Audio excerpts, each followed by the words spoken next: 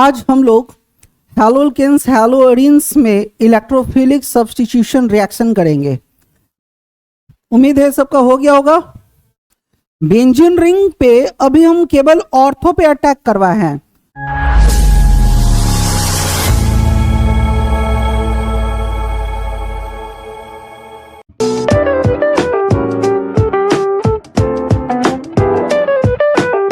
Good morning, एक बार फिर से आप सबका स्वागत है। लास्ट क्लास में हम लोग सब्स्टिट्यूशन रिएक्शंस का इंट्रोडक्शन देख चुके हैं। सब्स्टिट्यूशन रिएक्शन क्या होता है? एक ऐसा केमिकल रिएक्शन जिसमें सबस्ट्रेट का कोई एटम आइदर इलेक्ट्रोफाइल या न्यूक्लियोफाइल से सब्स्टिट्यूट होता है।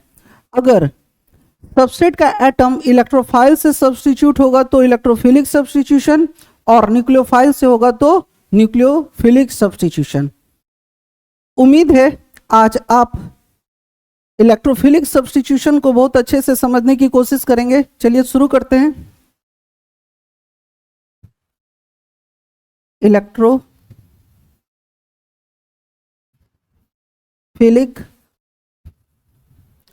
Substitution reaction. जैसा कि पिछले क्लास में भी बताए थे, इलेक्ट्रोफिलिक सब्स्टिट्यूशन हमेशा कहां पे होता है? एरोमेटिक हैलाइड के साथ।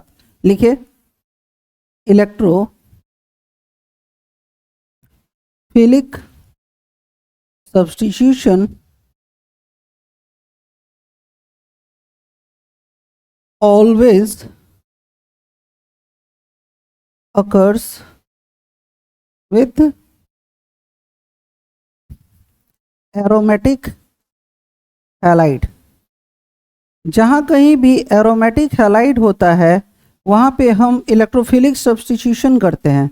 जैसे ये कोई एरोमेटिक हैलाइड है, ये कोई एरोमेटिक हैलाइड है, तो एरोमेटिक हैलाइड में हमेशा इलेक्ट्रोफिलिक सब्स्टिट्यूशन करते हैं।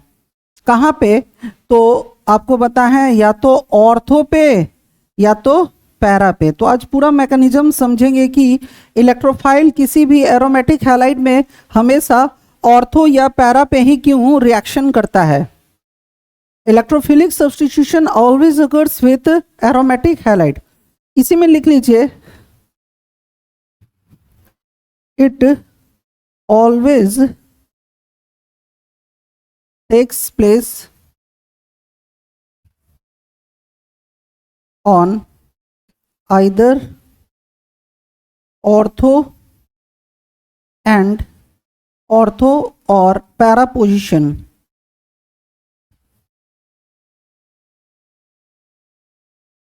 कोई इलेक्ट्रोफाइल किसी भी एरोमेटिक हैलाइड में क्यों ऑर्थो और पैरा पे ही अटैक करता है, पूरे डिटेल में आज हम लोग इस क्लास में देखेंगे।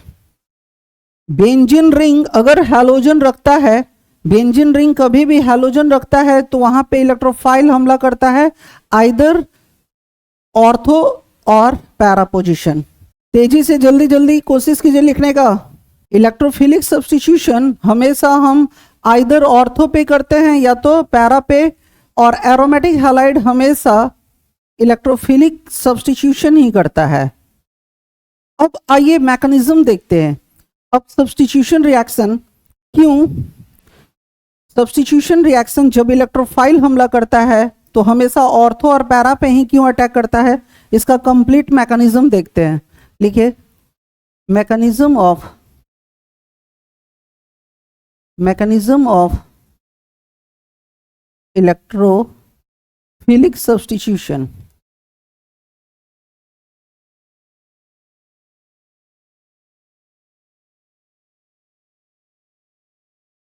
इलेक्ट्रोफाइल हमेशा ऑर्थो और पैरा पे ही क्यों अटैक करता है, इसका कंप्लीट मैकेनिज्म देखिए। ये है बेंजीन, और बेंजीन रिंग से कौन जुड़ा हुआ है? हैलोजन। बेंजीन जैसे ही हैलोजन से जुड़ता है, बेंजीन जब हैलोजन से जुड़ता है तो इसके पास 3 लोन पेयर होता है। इस हैलोजन के पास क्या होता है? 3 लोन पेयर। ये जो लोन पेयर है ना, अब रेजोनेंस में पार्टिसिपेट करेगा।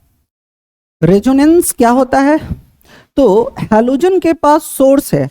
अगर अगर कोई भी सिस्टम हो जो कंजुगेशन रखता हो, डबल सिंगल, अगर कोई भी compound conjugation, double single system को क्या कहते हैं? कॉन्जुगेशन या कॉन्जुगेट सिस्टम। ठीक है, जब कोई कॉन्जुगेट सिस्टम है ना, किसी सोर्स से जुड़ता है। सोर्स कौन होता है? केमिस्ट्री में सोर्स कौन कौन होते हैं? या तो कोई लोन पेयर, या तो पॉजिटिव चार्ज, या तो निगेटिव चार्ज, या तो रेडिकल, इनको सोर्स कहते हैं। अगर कभी भी कोई सोर्स कंजुगेट सिस्टम से जुड़ता है तो ये दोनों आपस में मिलकर क्या बनाता है? रेजोनेंस। ठीक है, जैसे हमारा जो ये कंपाउंड है एरोमेटिक हैलाइड, जो एरोमेटिक हैलाइड होता है, ये कॉन्जुगेट सिस्टम और सोर्स का एक कॉम्बिनेशन है। कैसे? यहां पे देखिए, लोन पेयर क्या है? Source single double single double. Source जितने बार कंजुगेशन में जाता है, सोर्स जितने बार सिंगल डबल सिस्टम को फॉलो करेगा, यह घटना क्या कहलाती है? रेजोनेंस। और जितने बार कंजुगेशन होगा उतना बार रेजोनेंस होगा। देखिए, सोर्स सिंगल डबल तो एक बार रेजोनेंस, सोर्स सिंगल डबल दो बार रेजोनेंस, फिर सोर्स सिंगल डबल कितने बार रेजोनेंस? 3 बार। यानी सोर्स के अलॉन्ग जितने बार भी पाई बॉन्ड आएगा ना, उतना बार वो कंपाउंड रेजोनेंस में जाता है। तो ये सोर्स कितने बार कंजुगेशन में जाएगा? 3 बार। तो 3 हमारा रेजोनेटिंग स्ट्रक्चर बनेगा। अब इसका क्या मतलब होता है? रेजोनेंस में क्या होता है ना, पाई बॉन्ड का डिस्प्लेसमेंट होता है। सोर्स और पाई बॉन्ड आपस में डिस्प्लेस करते हैं इस मैकेनिज्म के थ्रू। देखिए, अगर कोई कंपाउंड सोर्स और कंजुगेशन रखा है तो जो 1 पे है 2 के रास्ते कहां जाएगा? 3 पे। और जो 3 पे है 2 के रास्ते कहां जाएगा? 1 पे। 1 पे आपको हमेशा क्या रखना है? 1 पे हमेशा क्या रखना है? सोर्स को। और 3 पे क्या रखते हैं? पाई बॉन्ड को। यानी सोर्स मेरा 1 से कहां जाएगा? 3 पे, और पाई बॉन्ड 3 से 1 पे। अब इसका क्या मतलब है? जहां पे सोर्स शुरू होता है आपको 1 देना है, ठीक है ना। उसके बाद आपको उस डायरेक्शन में जाना है जिधर सोर्स सिंगल डबल हो। देखिए, यहां से सोर्स सिंगल, यहां से 2 रास्ते हैं, एक इधर और एक इधर। तो आपको जाना है सोर्स सिंगल डबल, यानी 1 2 3, ठीक है ना। सोर्स 1 से कहां जाएगा? 3 पे, और पाई बॉन्ड 3 से कहां चला जाएगा? 1 पे। अगर बेंजीन रिंग कभी भी सोर्स रखता है, सोर्स कैसा? Lone pair. तो ये जो लोन पेयर है ना, अब यहां से ट्रैवल कर कर कहां जाएगा? इस पोजीशन पे 1 से कहां जाएगा? 3 पे। इस घटना को क्या कहते हैं? रेजोनेंस। तो अपने रेजोनेंस के वजह से ये एक रेजोनेटिंग स्ट्रक्चर इस तरह से बनाएगा।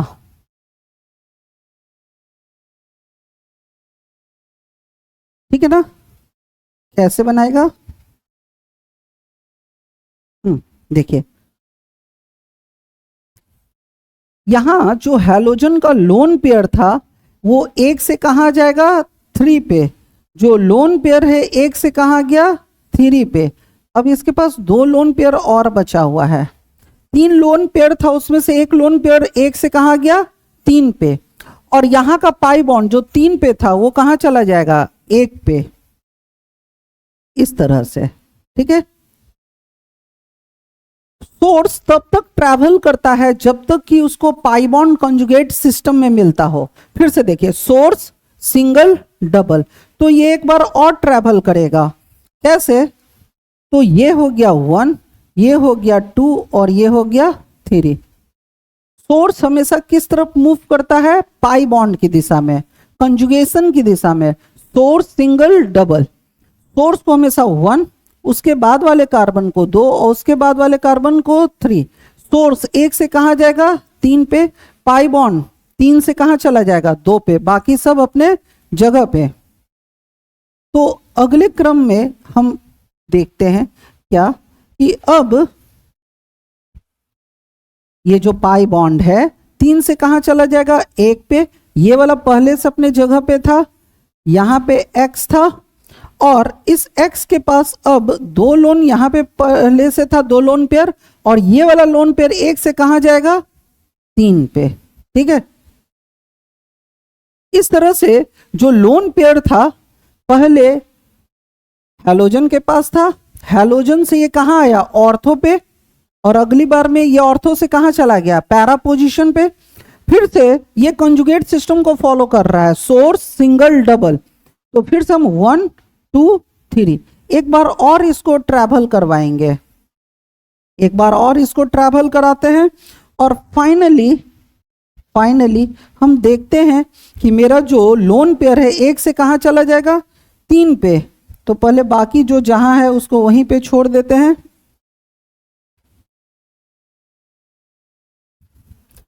पहले से 2 लोन पेयर यहां पे था, अब ये लोन पेयर 1 से कहाँ चला जाएगा, 3 पे, और पाई बॉन्ड जो 3 पे था 3 से कहाँ चलाएगा, 1 पे। सही है।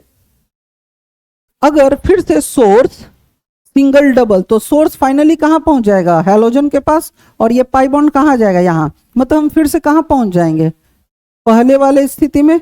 यानी अब हमको आगे बढ़ने की जरूरत नहीं है। पाई इसमें कितना था, 3, 1 2 3, तो सोर्स 3 ही बार ट्रैवल करेगा, 1 बार 2 बार और 3 बार। ये सभी कंपाउंड आपस में क्या कहलाते हैं, रेजोनेटिंग स्ट्रक्चर। ये सभी कंपाउंड आपस में क्या कहलाता है, रेजोनेटिंग स्ट्रक्चर। सही है। रेजोनेंस में क्या होता है, हैलोजन के पास जो लोन पेयर था ना वो डिस्ट्रीब्यूट हो चुका है।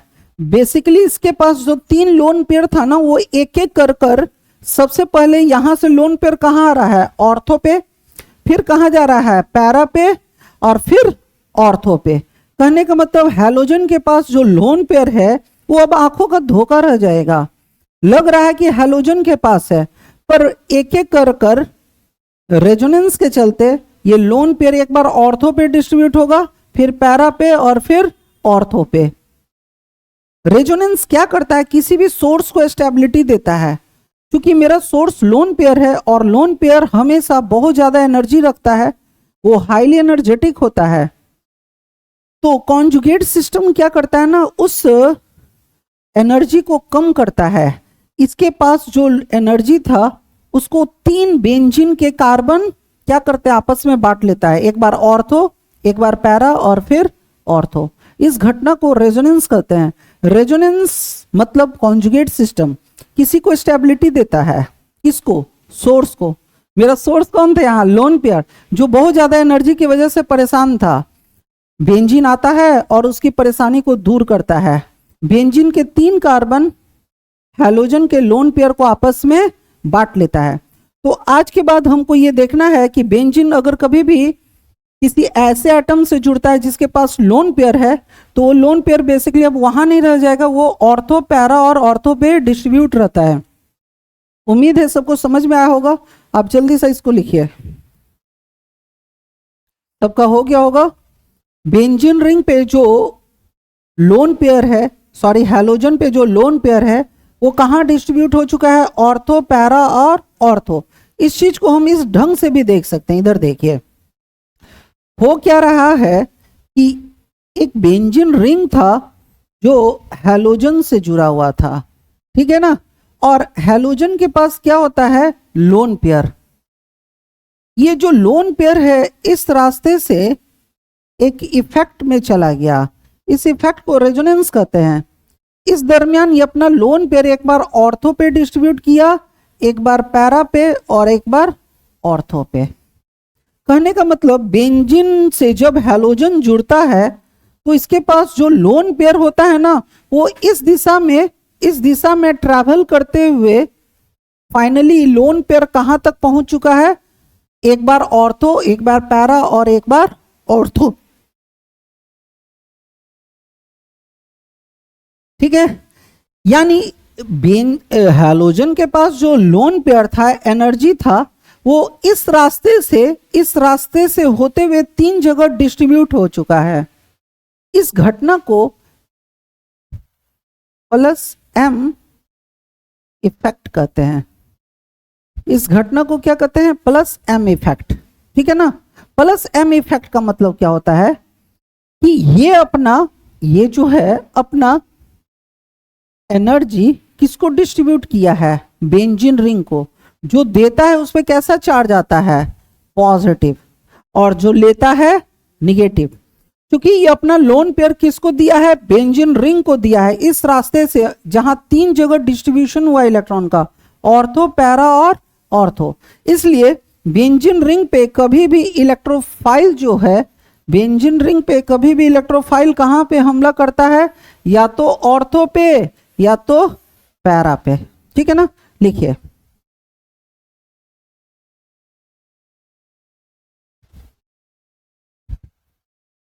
electrophiles always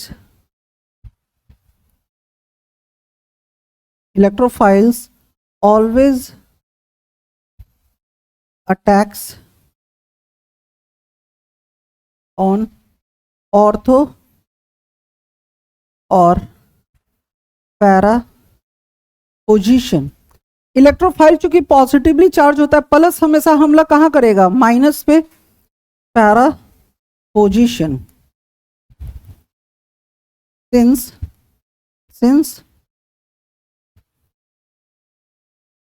since these positions are highly negatively charged,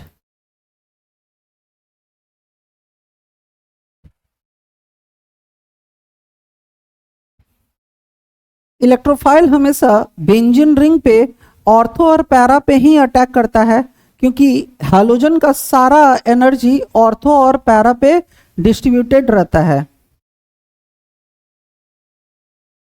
अब अगला जो टॉपिक है, types of electrophilic reaction. Types of electrophilic reaction. Electrophilic reaction जो है वो 4 तरह का होता है। सबसे पहला हैलोजिनेशन रिएक्शन। Halogenation reaction.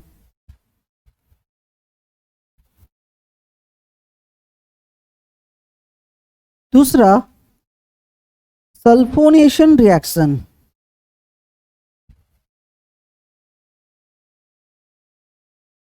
तीसरा नाइट्रेशन रिएक्शन। और चौथा फ्रीडल क्राफ्ट रिएक्शन।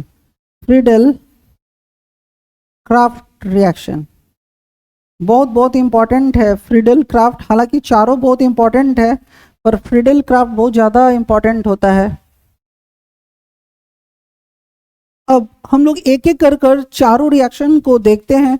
सबसे जो पहला रिएक्शन है, जल्दी लिखिए। 4 रिएक्शन होते हैं इलेक्ट्रोफिलिक सब्स्टिट्यूशन के: हैलोजिनेशन, सल्फोनेशन, नाइट्रेशन और फ्रीडल क्राफ्ट। ये केवल सब्स्टिट्यूशन रिएक्शंस के टाइप्स हैं। जब इलेक्ट्रोफिलिक सब्स्टिट्यूशन होता है तो वो 4 तरह के होते हैं: हैलोजिनेशन, सल्फोनेशन, नाइट्रेशन और फ्रीडल क्राफ्ट। एक एक कर देखते हैं। सबसे पहले हैलोजिनेशन रिएक्शन। हैलोजिनेशन रिएक्शन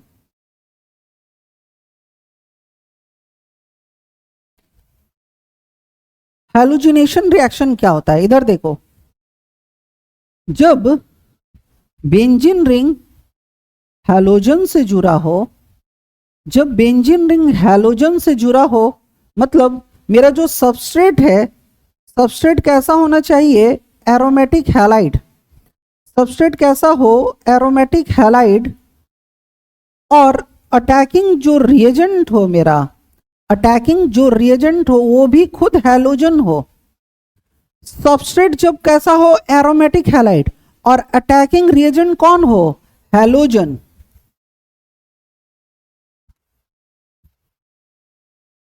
ठीक है।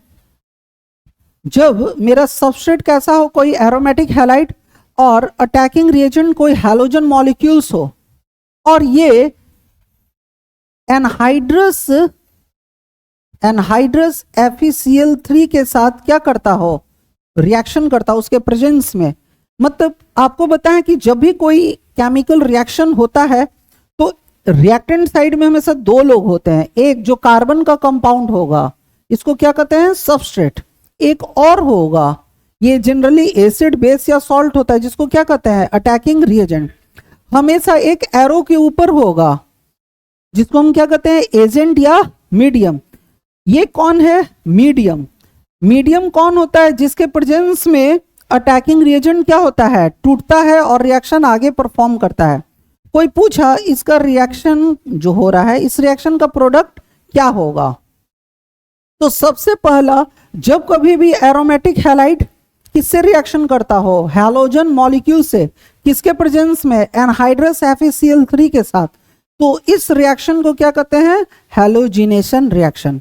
तो सबसे पहले इसके डेफिनेशन को लिख लेते हैं, लिखिए, when aromatic halide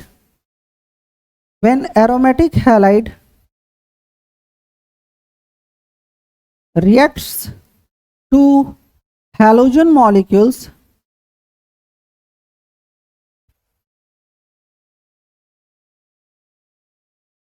in presence of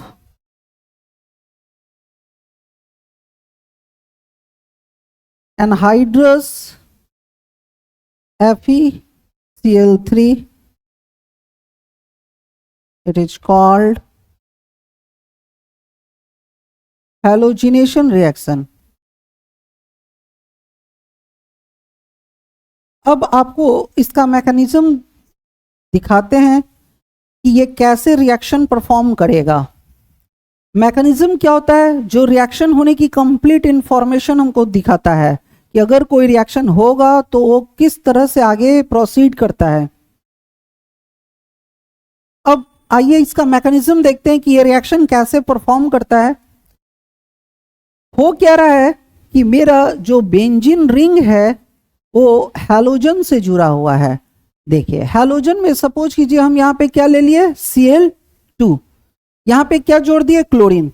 ये कोई एरोमेटिक हैलाइड है और सपोज कीजिए हम इसका रिएक्शन किससे कर रहे हैं, क्लोरीन से। हैलोजन मॉलिक्यूल्स में X2 मतलब F2Cl2 Br2I2 कोई एक हमको लेना था, और ये एनहाइड्रस FeCl3 के साथ रिएक्शन कर रहा है और कोई जानना चाहता है कि इसका प्रोडक्ट क्या होगा। तो दुनिया में जब भी कोई रिएक्शन होता है तो स्टेप 1 में सबसे पहले कौन आता है, अटैकिंग रिएजेंट और मीडियम, ठीक है ना। इस मीडियम के प्रेजेंस में ना अटैकिंग रिएजेंट टूटेगा। कैसे टूटेगा, चूंकि क्लोरीन इस तरह से बॉन्डिंग किए हुए होता है और प्रत्येक क्लोरीन के पास क्या होता है, 3-3 लोन पेयर होता है, और हम मीडियम यहाँ पे क्या डाले हुए हैं, एनहाइड्रस FeCl3, ठीक है ना। तो यहाँ पे आयरन पे जो चार्ज आएगा वो कितने का होगा, +3 का। बेसिकली यहाँ जो आयरन है वो कितने का चार्ज रखे हुए हैं, +3 का, और मेरे अटैकिंग रीजन के पास क्या है, लोन पेयर। ये लोन पेयर चूंकि निगेटिवली चार्ज है, ये हमेशा किधर जाना चाहेगा, इस प्लस की ओर, है ना। तो क्लोरीन का दोनों मॉलिक्यूल्स है ना, ये जो क्लोरीन है और ये क्लोरीन है, इन दोनों के पास लोन पेयर था। ये लोन पेयर किधर जाना चाहेगा, मीडियम की तरफ, जिसकी वजह से ये बॉन्ड क्या होगा, कमजोर होना शुरू हो जाएगा। क्योंकि क्लोरीन ये वाला एटम पहले इसके साथ पार्टनर था, इसके साथ पार्टनरशिप किए हुए था। अब देखा कि कोई प्लस वाला आया है तो माइनस हमेशा किधर जाना चाहेगा, प्लस की ओर, और इससे रिश्ता ये क्या कर देगा, तोड़ना चाहेगा, ठीक है ना। क्योंकि लगातार लोन पेयर का खिंचाव किधर होते जाएगा, प्लस चार्ज की ओर, और फाइनली ये बॉन्ड टूट जाएगा। जब बॉन्ड टूटेगा तो प्रत्येक क्लोरीन अपने अपना, ये दोनों पार्टनर इलेक्ट्रॉन था, ये इलेक्ट्रॉन और ये इलेक्ट्रॉन पार्टनर इलेक्ट्रॉन्स था। ये सभी तो बॉन्डिंग में पार्टिसिपेट नहीं ना कर रहा है। लोन पेयर पार्टिसिपेट नहीं कर रहा है, पार्टिसिपेट कौन कर रहा था, ये दोनों इलेक्ट्रॉन। जब बॉन्ड टूटेगा तो दोनों क्लोरीन अपने अपने इलेक्ट्रॉन्स को लेकर क्या हो जाएगा, अलग हो जाएगा, और फाइनली हमको 2 क्लोरीन मिलेगा फ्री रेडिकल्स के रूप में। रेडिकल्स किसको कहते हैं, किसी भी अनपेयर्ड इलेक्ट्रॉन्स को क्या कहते हैं, रेडिकल्स। क्योंकि ये दोनों इलेक्ट्रॉन पहले पार्टनरशिप में था, तो साझेदारी किए हुए था, जब बॉन्ड टूटेगा तो ये अपना इलेक्ट्रॉन लेकर अलग हो जाएगा और ये अपना इलेक्ट्रॉन लेकर अलग हो गया। इसको क्या कहते हैं, इलेक्ट्रोफाइल्स। कोई भी इलेक्ट्रोफाइल्स जो है ना, वो कोई भी रेडिकल्स जो है, सॉरी, वो कैसा होता है, इलेक्ट्रोफाइल्स की तरह होता है। क्यों, क्योंकि इसके पास एक इलेक्ट्रॉन है और इलेक्ट्रॉन हमेशा रहना चाहता है पेयर में, और अभी इसके पास क्या है, एक ही इलेक्ट्रॉन है, यानी एक इलेक्ट्रॉन का कमी है। कोई भी इलेक्ट्रॉन हमेशा जोड़ा में रहना पसंद करता है, और अभी इसके पास कितना है, एक इलेक्ट्रॉन। तो आज के बाद हमेशा याद रखिएगा, कोई भी रेडिकल्स जो होता है वो हमेशा कैसा होता है, इलेक्ट्रोफाइल्स। और इलेक्ट्रोफाइल्स क्या होता है, एक अटैकिंग रिएजेंट होता है। अब स्टेप 2 में हमेशा आपको क्या लेना है, सबस्ट्रेट को लेना है। स्टेप 2 में कौन आएगा, सबस्ट्रेट। सबस्ट्रेट क्या है, एक एरोमेटिक हैलाइड है, ठीक है ना। सबस्ट्रेट कौन है, क्लोरीन को रखे हुए है, और हम जानते हैं कि जो क्लोरीन है अपना लोन पेयर, इसके पास जो लोन पेयर है ये आंखों का धोखा है। ये लोन पेयर बेसिकली कहाँ डिस्ट्रीब्यूटेड है, ऑर्थो, पैरा और ऑर्थो पे, ठीक है ना। हमेशा याद रखिएगा मेरे पास 2 अटैकिंग रिएजेंट है, इसमें से कोई एक अब सबस्ट्रेट पे अटैक करेगा, तो हमारे पास हमला करने के लिए अगला कौन आएगा, क्लोरीन। क्लोरीन वहां से जो मेरा अटैकिंग रिएजेंट है वो आएगा हमला करने।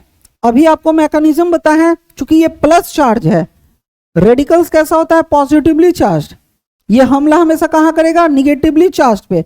तो इसके पास 2 ऑप्शन है, या तो यहां अटैक करने का ऑर्थो पे, या तो पैरा पे अटैक करेगा, ठीक है ना। तो मेरे पास 2 सिचुएशन है, एक केस 1 जब वो ऑर्थो पे अटैक कर सकता है, और केस 2 जब वो पैरा पे अटैक कर सकता है, ठीक है ना। तो हम यहाँ पे एक एक केस लेकर चलते हैं। केस 1 मान लीजिए जब वो ऑर्थो पे अटैक करता है, तो बेंजीन रिंग में ये वाला जो हमारा कार्बन है, ये वाला जो कार्बन है, यहाँ पे कार्बन है ना,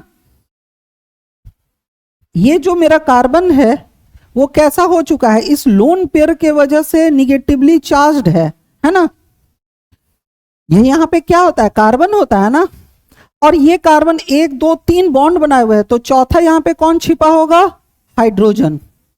चौथा यहाँ पे कौन छिपा हुआ है, हाइड्रोजन।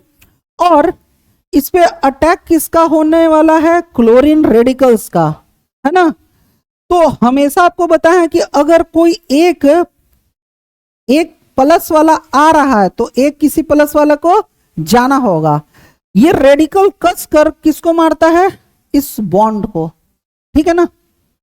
जैसे अगर हमला करने वाला रेडिकल है तो बॉन्ड फिर रेडिकल्स में टूटता है, अगर हमला करने वाला चार्ज के फॉर्म में है तो बॉन्ड भी चार्ज के रूप में टूटता है। जैसे देखो यहां हमला करने वाला रेडिकल है, तो ये बॉन्ड फिर चार्ज में नहीं टूटकर रेडिकल्स में टूटेगा। इसका क्या मतलब है, कोई भी जो सिंगल बॉन्ड होता है ना, 2 इलेक्ट्रॉन के साझेदारी से बना होता है, तो ये आएगा और मारेगा तो ये बॉन्ड टूट जाएगा, ये हाइड्रोजन अपना इस इलेक्ट्रॉन को लेकर निकल जाएगा और उसके जगह कौन आ जाएगा, क्लोरीन। फाइनली क्या होगा,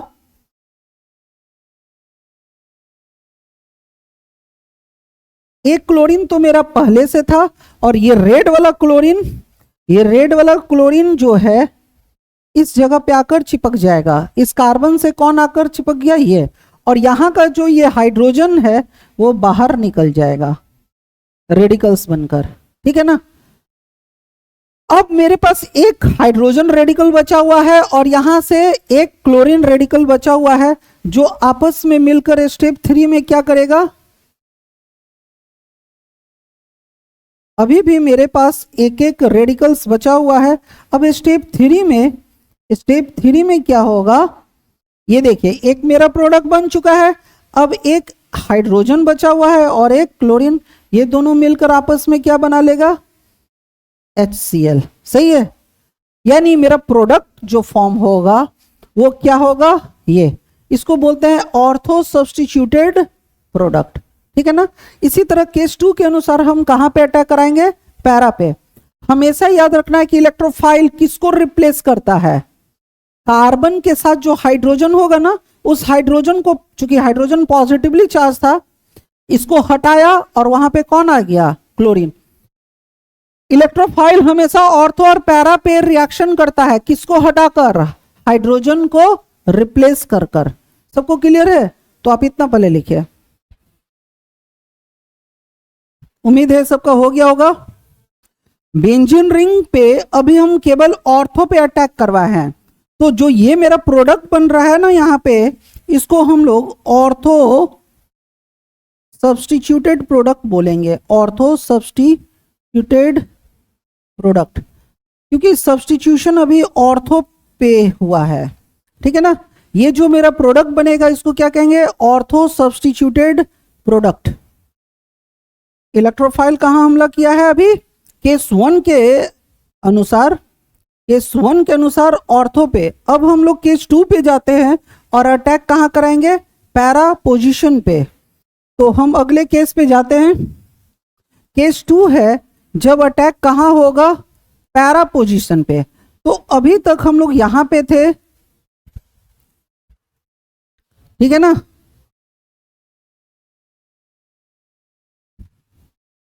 ये देखिए ये कोई बेंजीन रिंग है और इससे क्या जुड़ा हुआ था, क्लोरीन। ठीक है। और जो क्लोरीन का लोन पेयर है ये कहां पे डिस्ट्रीब्यूटेड रहता है, ऑर्थो, ऑर्थो और पैरा पे। अब हम जो हमारा इलेक्ट्रोफाइल है उसको कहां पे अटैक कराएंगे, पैरा पोजीशन पे। तो जब हम पैरा पे अटैक करवाते हैं तो होता क्या है, यहां पे एक कार्बन छिपा होता है। ये देखिए इस क्लोरीन का जो लोन पेयर है इस कार्बन पे आकर डिस्ट्रीब्यूट होता है, और यहाँ पे ये जो कार्बन है चूंकि 3 बॉन्ड से जुड़ा हुआ है तो चौथा कौन होगा, हाइड्रोजन होगा। और ये कार्बन हमारा निगेटिवली चार्ज है ना। इस पे जब क्लोरीन आकर धक्का मारेगा, क्लोरीन आकर जब धक्का मारेगा इस तरह से, तो चूंकि ये रेडिकल में है ना, तो मेरा बॉन्ड भी कैसे टूटेगा, रेडिकल में, मतलब 2 इलेक्ट्रॉन्स में ये भी टूट जाएगा। जब बॉन्ड यहां से टूटेगा, जब बॉन्ड टूटेगा, क्योंकि रेडिकल आकर धक्का मारा है, तो ये बॉन्ड भी कैसे टूटेगा, रेडिकल में, मतलब एक इलेक्ट्रॉन ये लेकर अलग होगा और एक कार्बन लेकर अलग होगा, और इस हाइड्रोजन की जगह कौन आएगा, क्लोरीन। इस तरह से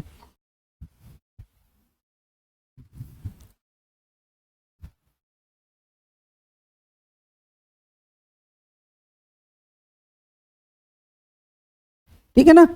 अब यहां पे क्लोरीन आ गया और यहां का H+ ये रेडिकल है ना जो बाहर निकल गया। स्टेप 3 में ये H+ और एक मेरा Cl बचा हुआ था, क्या बना लेगा फिर से, HCl। इस तरह से जो ये हमारा प्रोडक्ट बना वो कैसा होगा, पैरा सब्स्टिट्यूटेड प्रोडक्ट। ये तो कंप्लीट मैकेनिज्म था जिसमें हैलोजन, अगर एरोमेटिक हैलाइड से हैलोजन रिएक्शन करता है तो हैलोजन हमेशा कहां अटैक करेगा, ऑर्थो और पैरा पे। किसको रिप्लेस कर कर, हाइड्रोजन को रिप्लेस कर कर। तो आपको एग्जाम में इतना मैकेनिज्म लिखने की जरूरत नहीं है, ये केवल समझाने के लिए था। अब इसी का आपको फटाफट अंदाज दिखाते हैं, या बहुत जल्दी में हम कैसे प्रोडक्ट को बनाएंगे ये देखते हैं। तो पहले इसको लिखिए आराम से। आप लोग को पता होगा कि कल है ना कोटा में 2 बच्चे और सुसाइड कर लिए, और ये क्रम हमेशा जारी ही है। कल वहाँ के जो सांसद है ना, PM मोदी को ना लेटर भेजा है कि कोचिंग पे इस तरह का ना एक्शन होना चाहिए, क्योंकि ये लोग लगातार इतने टेस्ट का प्रेशर बनाते हैं। बच्चों पे बहुत ज़्यादा प्रेशर क्रिएट होता है। और गार्जियन का भी दिक्कत क्या है ना, बच्चों की कैपेबिलिटी देखते नहीं है, उनको लगता है हम कोटा पहुंचा दिए। तो उस रेस में जहां घोड़े गधे सब एक ही जगह है, इंस्टीट्यूट की गलती क्या है ना कि एडमिशन के समय ही सेलेक्ट करो। अगर उनको चाहिए कि अगर ये बच्चा रिजल्ट दे सकता है, उसका एग्जाम अच्छे ढंग से ले, तभी एडमिशन लेना चाहिए।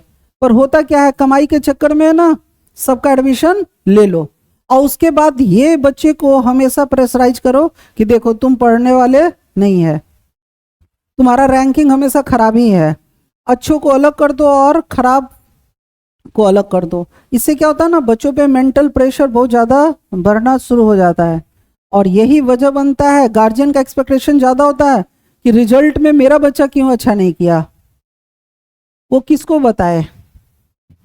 माँ बाप उधर से प्रेशर, इधर क्लास में टीचर प्रेशर बनाए हुए हैं, ह्यूमिलेशन। बच्चों में जब आत्मसम्मान, कोई भी एक छोटा बच्चा है ना, एक जानवर भी है ना, सब में एक चीज बहुत कॉमन है, उसका आत्मसम्मान, उसको ठेस पहुंचता है। इधर से घर वाले उसको कमजोर समझ रहे हैं, इधर से इंस्टीट्यूट वाले। गलती कहाँ पे है ना इंस्टीट्यूट की। अगर आपको लगता है कि ये बच्चा कमजोर है तो टेस्ट के दरमियान उसको लेना ही नहीं है, एग्जाम लो और उसी समय उसको डिसाइड कर लो कि आपको एडमिशन लेना है या नहीं। तो एडमिशन के समय हाँ हाँ हम तो इसका नीट करा देंगे, आईआईटी करा देंगे, आप मेरे बच्चे को आप ले आए ना, अपने बच्चे को मेरे इंस्टीट्यूट में, इसका रिजल्ट हो गया। और गार्जियन भी इस लोभ में फंस जाता है, एडमिशन करा दिया, उसको 5 लाख 6 लाख जितने भी कोटा में, कोई इंस्टीट्यूट तो 2-2.5 लाख से कम लेता नहीं होगा, उसको मोटा पैसा मिल गया। और अगले दिन से टेस्ट का सिलसिला शुरू हुआ, उस बच्चे पे कोई मेहनत करने वाला नहीं है। अगर आपको पता है कि अगर एक बच्चा 90% ला रहा है आपके टेस्ट में और एक है ना 20% भी नहीं ला रहा है, तो डिसाइड तो उसी समय हो जाना चाहिए। इस बच्चे को मेहनत की बहुत ज़रूरत है, या आप गार्जियन को उसी समय बताइए कि आपका बच्चा है ना बहुत कमज़ोर है, इसको और फाउंडेशन कहीं अच्छे से तैयार करवाइए, अपने होम टाउन ले जाइए, ट्यूशन करवाइए और आप अच्छे ढंग से पहले इसको तैयार कीजिए, फिर मेरे पास लेकर आइए। पर कोई भी ऐसा कहने वाला नहीं है। वो तो आते ही बच्चा अगर 10% भी लाए तो क्या बात है, 10% है ना, इसको 2 महीने मेरे पास छोड़िए, 100% में ये बदल जाएगा। आपका बच्चा जहां से भी पढ़ के आया ना, वो इतना गंदा पढ़ाया है ना, अब हम जो पढ़ाएंगे ना तो देखिए इसको हम क्या से क्या बना देंगे। और इसी वजह से है ना बहुत ऊपर ले जाएंगे। जहां से भी आपका बच्चा पढ़ के आया है वो बहुत ही खराब पढ़ाया है, और ये कहकर पेरेंट्स का विश्वास जीत लेता है और उस बच्चे पे अगले दिन से कोई ध्यान देने वाला नहीं है। तो गलती 2 जगहों पे ज़्यादा हो रहा है। एक पेरेंट्स की गलती जो इस तरह के झांसे में आते हैं, और दूसरा जो कोचिंग इंस्टीट्यूट इस तरह से है ना प्रमोट करता है, अगर आपको बच्चा कमजोर है तो एडमिशन ही नहीं लेना चाहिए। बोर्ड लगा दिए हैं बस आईआईटी और नीट का, और सबका एडमिशन ले लो, पैसे कमाना मेन मकसद। चलिए अब इसका एक कॉन्सेप्ट देखते हैं कि ऐसे रिएक्शन को हम कैसे तेजी से परफॉर्म करते हैं। क्राइटेरिया फिक्स होना चाहिए, या तो आप एक पहाड़ा मत पढ़ाइए बच्चों को कि हम जेई नीट करना, आप केवल सिलेबस पढ़ाइए, वो अपनी कैपेबिलिटी से जितना अच्छा कर पाएगा ये उसकी रिस्पॉन्सिबिलिटी होगा। हम ये नहीं कहते हैं कि पढ़ाना गलत है, पर वो लोग है ना बहुत ज़्यादा गार्जियन में एक्सपेक्टेशन डाल देता है कि आपका बच्चा कहीं से भी पढ़ के आया, बहुत कमज़ोर है, हम बहुत अच्छा कर देंगे, है ना। उसका सारा स्कूलिंग बचपन से जहाँ भी पढ़ा उस सब को वो बेकार बना दिया और खुद को ऊपर लाना। होना क्या चाहिए था, अगर बच्चा कमज़ोर है तो उसी समय बोलिए कि आप और इसको जाकर फंडामेंटल पहले स्ट्रॉन्ग करवाइए, फिर मेरे पास लेके आइए। एक अच्छा इंस्टीट्यूट ऐसा करेगा। अब देखो, जैसे हमको इसका प्रोडक्ट बनाना है और बहुत जल्दी करना है, तो हम कैसे करें। कोई पूछा कि बताओ इस रिएक्शन का क्या प्रोडक्ट बनेगा, तो हम कैसे जल्दी से आंसर करते हैं। सबसे पहले हम देखेंगे कि अरे मेरा सबस्ट्रेट क्या है, एरोमेटिक हैलाइड, इस पे हमला कौन कर रहा है, हैलोजन मॉलिक्यूल्स किसके प्रेजेंस में, एनहाइड्रस FeCl3 के प्रेजेंस में। तो आपको ऐसे फटाफट चलना है, देखिए ऐसे, यहां पे आयरन पे कितना चार्ज होगा, +3।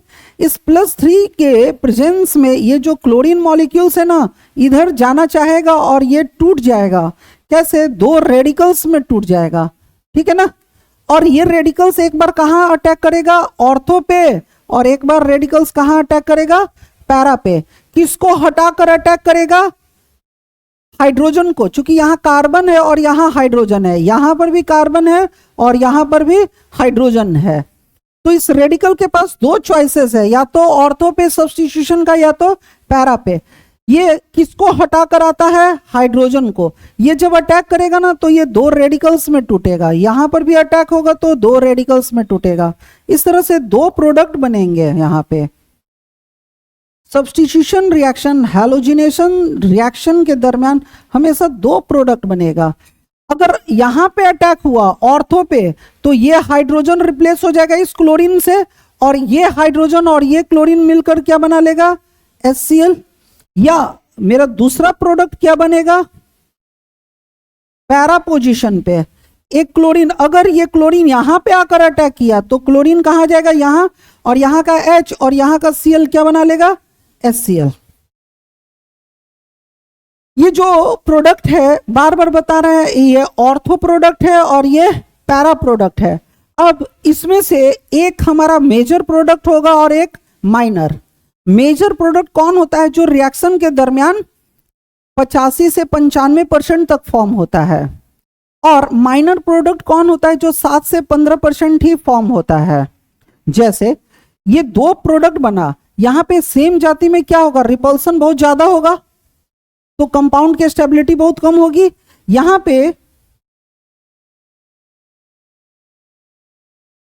पे देखिए, यहां पे दोनों क्लोरीन के बीच की डिस्टेंस बहुत ज्यादा है तो रिपल्सन कम होगा। यहां पे रिपल्सन बहुत ज्यादा होगा, रिपल्सन बहुत ज्यादा है, ठीक है ना, रिपल्सन हाई है, ठीक है ना, तो स्टेबिलिटी क्या होगा, लो होगा।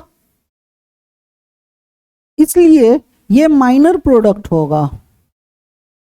यानी बेंजीन रिंग से जब हैलोजन जुड़ता है ऑर्थो पोजीशन पे तो ये हमेशा, या ऑर्थो सब्स्टिट्यूटेड प्रोडक्ट हमेशा माइनर प्रोडक्ट होगा, क्योंकि यहाँ रिपल्सन बहुत ज्यादा होता है तो स्टेबिलिटी कम होती है। यहाँ पे पैरा सब्स्टिट्यूटेड प्रोडक्ट में रिपल्सन क्या होगा, लो होगा, रिपल्सन लो होगा, इसलिए यहाँ पे स्टेबिलिटी ज्यादा होगी।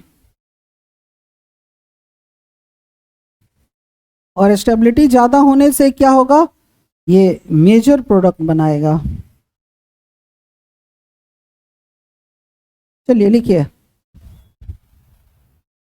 उम्मीद है अभी तक सबको समझ में आया होगा। जो नेक्स्ट कॉन्सेप्ट है वो है सल्फोनेशन रिएक्शन। नेक्स्ट है सल्फोनेशन रिएक्शन।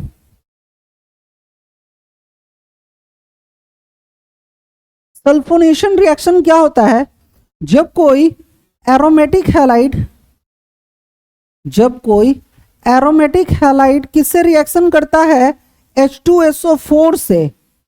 आपको ये लैंग्वेज ध्यान में रखना होगा क्या, कि जब कोई aromatic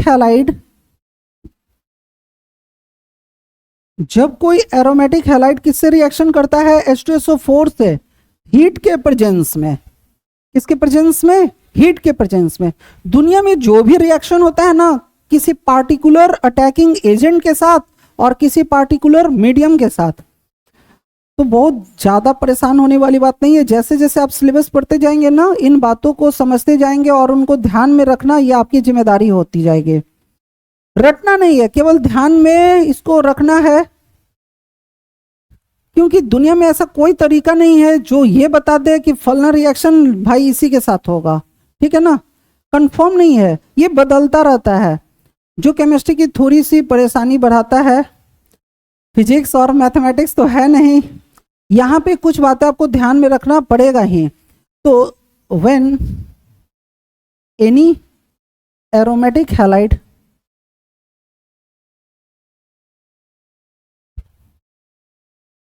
when aromatic halide reacts to when any aromatic halide reacts to H2SO4 in presence of heat,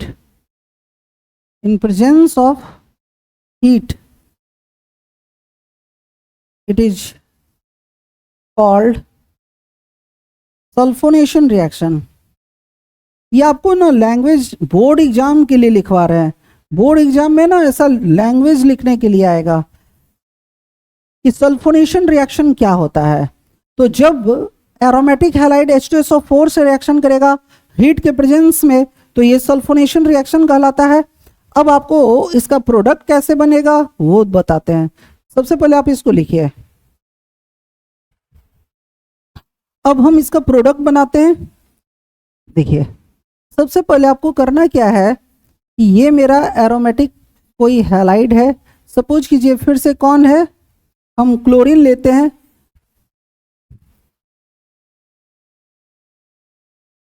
इधर देखिए, सपोज कीजिए फिर से यहाँ पे क्लोरीन जुड़ा हुआ है और ये H2SO4 से रिएक्शन कर रहा है हीट के प्रेजेंस में, ठीक है ना। तो ये रिएक्शन कैसे होता है, स्टेप 1 में सबसे पहले कभी भी स्टार्ट कैसे करना है, स्टेप 1 में, और किसको लेना है, अटैकिंग रिएजेंट को, क्योंकि ये मेरा सबस्ट्रेट है, कार्बन का कंपाउंड है, ये अटैकिंग रिएजेंट है और ये मीडियम है। इस मीडियम के प्रेजेंस में H2SO4 टूटेगा। आपको एक बात आज के बाद ध्यान रखना है, जनरल केमिस्ट्री में H2SO4 एसिड का काम करता है। जनरल केमिस्ट्री में H2SO4 कैसे टूटता है, हाइड्रोजन पे कितना चार्ज होता है, +1, तो एक हाइड्रोजन पे +1 तो 2 पे +2 तो बाकी पे -2। जनरल केमिस्ट्री में H2SO4 जो है वो एसिड का काम करता है, सही है। लेकिन ऑर्गेनिक केमिस्ट्री में देखो H2SO4 कैसे टूटता है, OH- और HSO3+, याद रहेगा। ऑर्गेनिक केमिस्ट्री में ये बेस का काम करता है। जब भी आप कोई ऑर्गेनिक रिएक्शन करते हैं तो H2SO4 को एसिड मत समझ लेना, ये हमेशा कैसा काम करता है, बेस का। ये कैसा हो गया, बेसिक, ठीक है ना। तो हीट के प्रेजेंस में H2SO4 चूंकि ऑर्गेनिक सबस्ट्रेट के साथ है, एक ऑर्गेनिक रिएक्शन में पार्टिसिपेट कर रहा है, तो ये कैसे टूटेगा, OH- और HSO3+, ठीक है।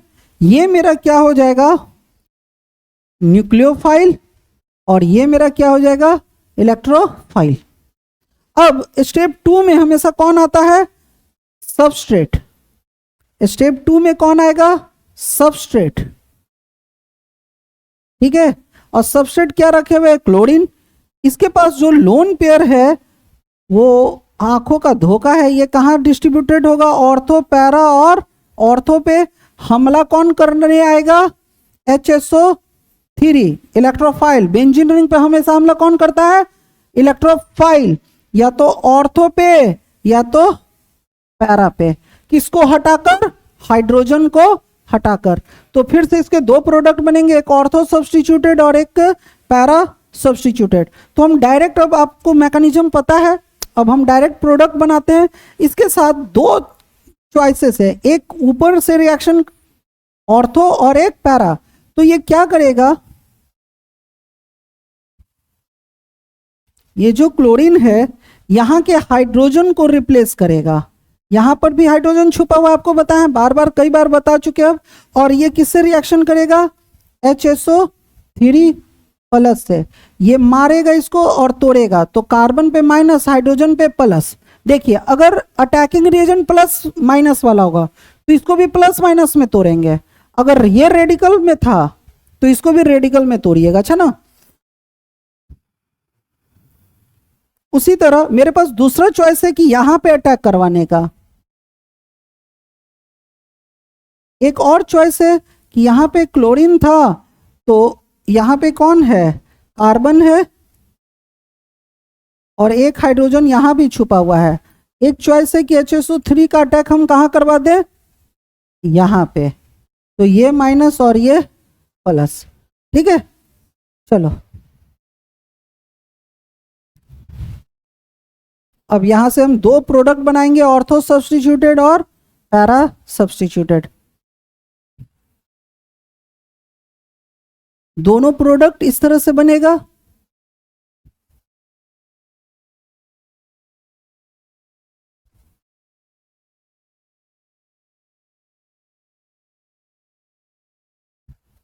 जो पहला प्रोडक्ट होगा यहाँ पे क्लोरीन आएगा, यहाँ पे कौन आ जाएगा, HSO3, ठीक है ना। और यहाँ का H, यहाँ का H और ऊपर का OH, H2O बना लेगा, ठीक है ना। फिर से देखो इसमें, देख यहाँ पे HSO3 तो यहाँ आ गया, यहाँ का H और ये OH यहाँ पे क्या बना लेगा, H2O। उसी तरह यहाँ पर भी H2O बना लेगा, अच्छा ना, सब लिख लो। और दूसरा मेरा प्रोडक्ट क्या बनेगा, Cl यहां पे था, HSO3 कहां जाएगा, यहां पे, यहां का H और OH मिलकर क्या बना लेगा, H2O।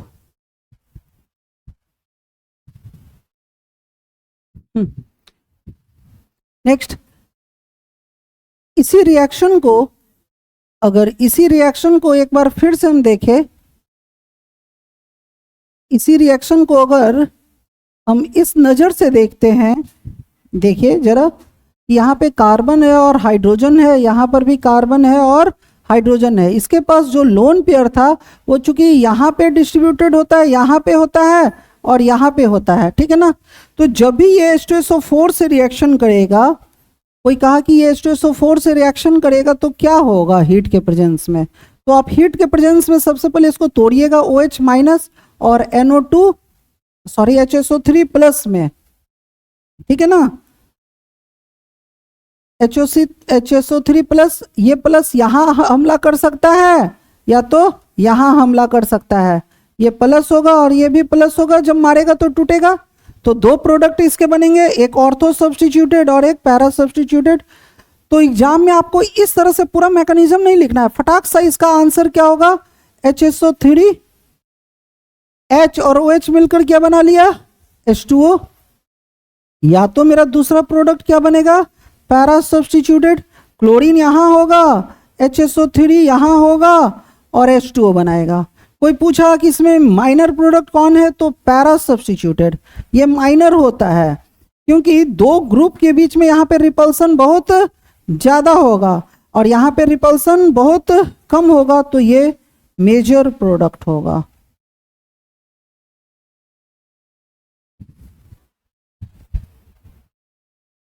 हम लोग का अगला जो रिएक्शन है वो है नाइट्रेशन रिएक्शन।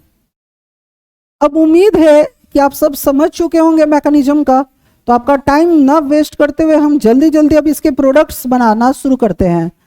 आपको किसी भी एग्जाम में ना मैकेनिज्म नहीं करना है, आपको केवल प्रोडक्ट बनाना है। मैकेनिज्म आपकी जानकारी के लिए, आपको रटना ना पड़े, रिएक्शन कैसे होता है। आप दो रिएक्शन इलेक्ट्रोफिलिक्स समझ चुके हैं, उम्मीद है तीसरा भी आप बहुत इजीली समझ पाएंगे। सबसे पहले ये देखिए, जब कोई हैलोजन मॉलिक्यूल्स है ना HNO3 से रिएक्शन करेगा, जब कोई हैलोजन मॉलिक्यूल्स HNO3 से रिएक्शन करेगा एसिडिक मीडियम और हीट के प्रेजेंस में, तो इसको नाइट्रेशन रिएक्शन कहते हैं। लिखिए, व्हेन एरोमेटिक हैलाइड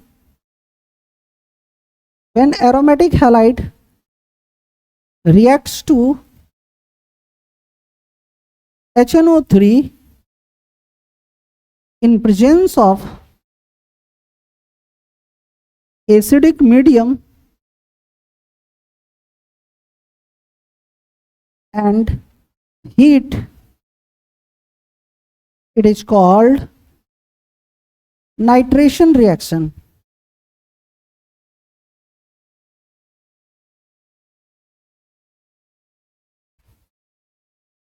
जब कोई एरोमेटिक हैलाइड, यह है एरोमेटिक हैलाइड, HNO3 से रिएक्शन करेगा एसिडिक मीडियम और हीट के प्रेजेंस में, तो इस रिएक्शन को कहते हैं नाइट्रेशन रिएक्शन। हो गया होगा। अब इसका प्रोडक्ट बनाते हैं। ये सपोज कीजिए मेरा कोई एरोमेटिक हैलाइड है, ये कोई मेरा एरोमेटिक हैलाइड है, ठीक है ना। अब ये HNO3 से रिएक्शन कर रहा है, किसके प्रेजेंस में, हीट और मीडियम के प्रेजेंस में, सॉरी हीट और एसिड के प्रेजेंस में। तो आपको जैसा कि बताया है कि रिएक्शन हमेशा कैसे शुरू होता है, आप डायरेक्ट प्रोडक्ट बनाते हैं इस मीडियम के प्रेजेंस में। मीडियम का कोई लेना देना नहीं है रिएक्शन से, इसका काम है अटैकिंग रिएजेंट को तोड़ने में मदद करना। तो इसके प्रेजेंस में ये HNO3 कैसे टूटेगा, OH माइनस और NO2 प्लस, ठीक है ना। ये मेरा न्यूक्लियोफाइल है और ये मेरा इलेक्ट्रोफाइल है। अब ये इलेक्ट्रोफाइल कहां हमला करेगा, ऑर्थो पे या तो पैरा पे, किसको हटाकर, हाइड्रोजन को रिप्लेस कर कर। तो यहां पे दो प्रोडक्ट बनेंगे, यहां पे दो प्रोडक्ट बनेगा, ये Br यहीं पे रह जाएगा, NO2 यहां पे आ जाएगा।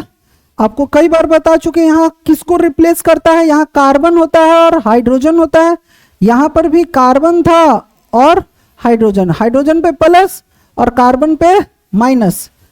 तो यहां का H और ये OH मिलकर क्या बना लेगा, H2O। या तो मेरा दूसरा प्रोडक्ट क्या बनेगा, पैरा सब्स्टिट्यूटेड प्रोडक्ट बनेगा।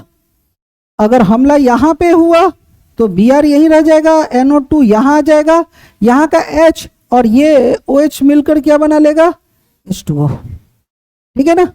तो जब भी बेंजीन रिंग पे हमला होता है तो इलेक्ट्रोफाइल करता है, कहां, ऑर्थो और पैरा पे। एक बात का और ध्यान रखना है, जनरल केमिस्ट्री में HNO3 एसिड का काम करता है, यह एसिड टूटता है H प्लस और NO3 माइनस में।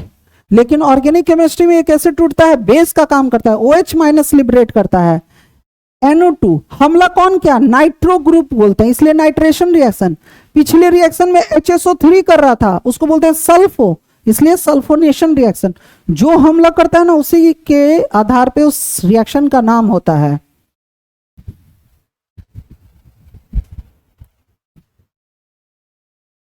हम लोग तो हम खुशी खुशी से पढ़ेंगे, कोई टेंशन नहीं है, कोई एक्सपेक्टेशन मत रखिए कि हमको नीट करना है, जेई करना है। जैसे बचपन में आप केवल पढ़ाई के लिए जाते थे ना स्कूल, बिना किसी एक्सपेक्टेशन के, बस आप उसी तरह आप आइए।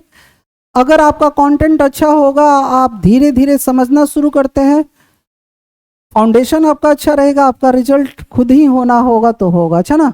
तो कोई प्रेशर नहीं लेना है, हंसते रहिए, मुस्कुराते रहिए। जीवन है ना, फिजिक्स केमिस्ट्री और मैथ के लिए नहीं मिला है। चेहरे पे मुस्कुराहट रखिए, जितना समझ पाते हैं समझिए, अच्छा होगा।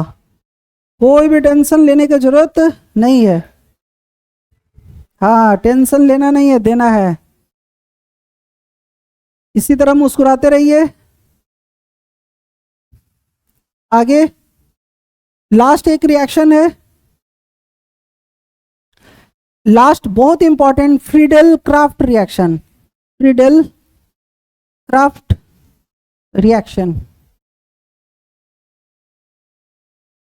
फ्रीडेल क्राफ्ट रिएक्शन में क्या होता है, कोई एरोमेटिक हैलाइड होता है जो एलिफेटिक हैलाइड से रिएक्शन करता है, इसको क्या कहते हैं, एरोमेटिक हैलाइड। यह है एरोमेटिक हैलाइड। एरोमेटिक हैलाइड किससे रिएक्शन करता है, एलिफेटिक हैलाइड से। RX को क्या कहते हैं, aliphatic halide.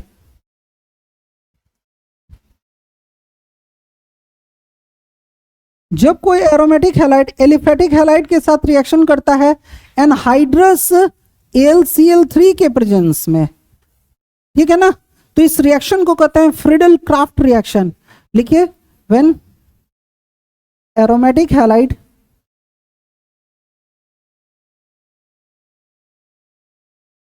reacts to aliphatic halide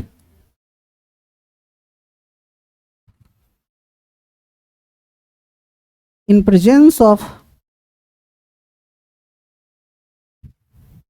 anhydrous AlCl3,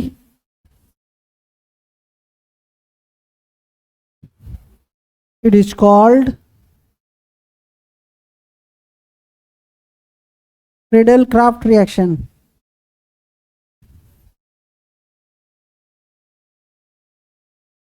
बच्चे जब 10th पास करते हैं ना तो गार्जियन को आजकल बताने में शर्म लगता है कि हम बच्चों को है ना अपने किसी नजदीकी टीचर के यहाँ नहीं पढ़ाएं, जो अच्छे से हमको समय देता, मेरे बच्चे का अच्छे से उस पर मेहनत करता। नहीं, उसको ये सब नहीं चाहिए, उसको चाहिए एक ऐसा कोचिंग जो उसको ना समाज में बता सके कि हाँ भाई मेरा बच्चा आकाश में है तो कोटा में है तो यहाँ है वहाँ है। उसको ये कहने में शर्म आता है कि मेरा बच्चा है ना बगल के ही इंस्टीट्यूट में पढ़ रहा है। अरे वो पहले ही मन बना लेता है कि इसका रिजल्ट नहीं होगा। सारा, हाँ सारा गलती है ना गार्जियन के सोच में भी है। बच्चे सुसाइड करते हैं।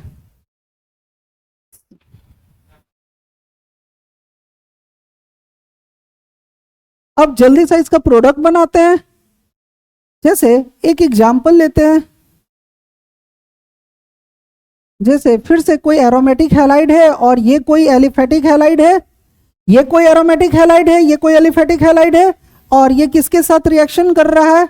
एनहाइड्रस AlCl3 के साथ, ठीक है ना। तो सुनो इधर, सबसे पहले इस यहां पे जो एल्यूमिनियम है इस पे कितना चार्ज होगा? +3। ये जो मीडियम है ना ये क्या करेगा? क्लोरीन को अपनी ओर खींचने की कोशिश करेगा, क्योंकि क्लोरीन के पास क्या होता है? लोन पेयर होता है ना। तो ये हमेशा उधर खिंचाने का कोशिश करेगा, जिसकी वजह से ये बॉन्ड टूटेगा। तो आपको बताया कार्बन हमेशा इलेक्ट्रॉन पुश करता है, क्लोरीन पे माइनस तो कार्बन पे प्लस। ये मेरा न्यूक्लियोफाइल बन जाएगा और ये मेरा इलेक्ट्रोफाइल बनेगा। ये इलेक्ट्रोफाइल कहां हमला करेगा? या तो ऑर्थो पे या तो पैरा पे। किसको हटाकर आएगा? हाइड्रोजन को हटा के आएगा। यहां से हाइड्रोजन को हटाएगा कि चलो भाई अब निकलो हम आ गए हैं, यहां से हटाएगा और इस तरह से दो मेरे प्रोडक्ट बन जाएंगे, एक ऑर्थो सब्स्टिट्यूटेड और एक पैरा सब्स्टिट्यूटेड। CH3 यहां गया, ये H और ये Cl मिलकर क्या बना लिया? HCl। दूसरा जो मेरा प्रोडक्ट बनेगा वो है ये